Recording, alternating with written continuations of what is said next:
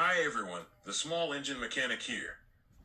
Today we are going to talk about the most common issue most generators have. There are all types of generators out there. Electric start, dual fuel types, and manual start are the most common. They all have the same issue. The owners. Not that all the owners are the issue themselves, but rather the owners are misinformed. And mechanic shops will take advantage of it. When mechanic shops show you how to run it, they will just hit the stop switch when they're done. Owners do the same thing and expect it to be ready for the next time they need it. I'll show you how I shut down my generator, and it'll explain why I do it the way I do. Then you can make your own decision on how you want to shut yours down. When I'm done using the generator, I have a 3-step procedure. Step 1. Shut off the fuel supply.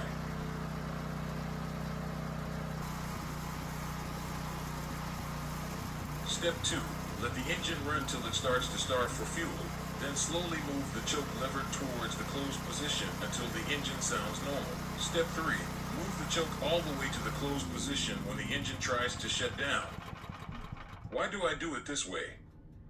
Normally, when someone needs a generator, it's because of a power outage. By shutting it down this way, the start, run, off switch is already in the run position, and the choke is already in the closed or start position.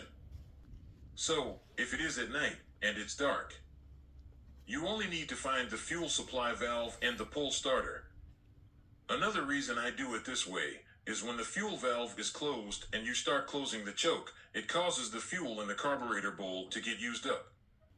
After about 90 days, gasoline starts going bad.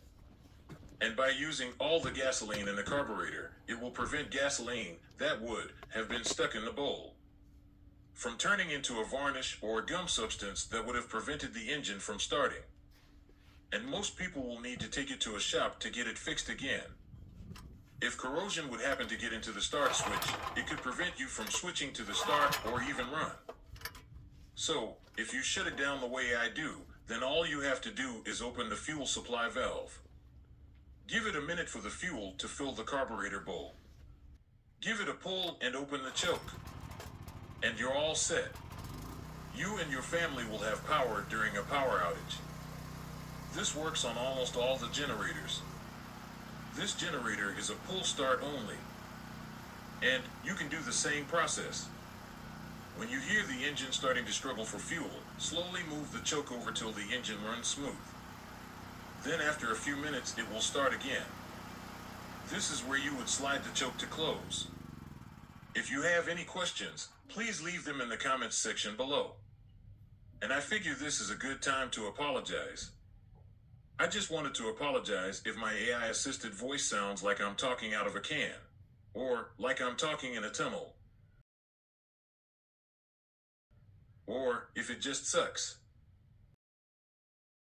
My goal is to help anyone that would like to save money by fixing their own equipment, so they can spend it on themselves or their family. As they say, time is money. It takes time to film, time to edit, and time to make these videos. And I ask nothing in return, other than to like a video if you like it, or to subscribe if you like the channel. Everyone has a mechanic in them. Sometimes it just takes a little help to bring it out. So, since there's nothing else on this, that can only mean one thing. It looks like another one is good to go.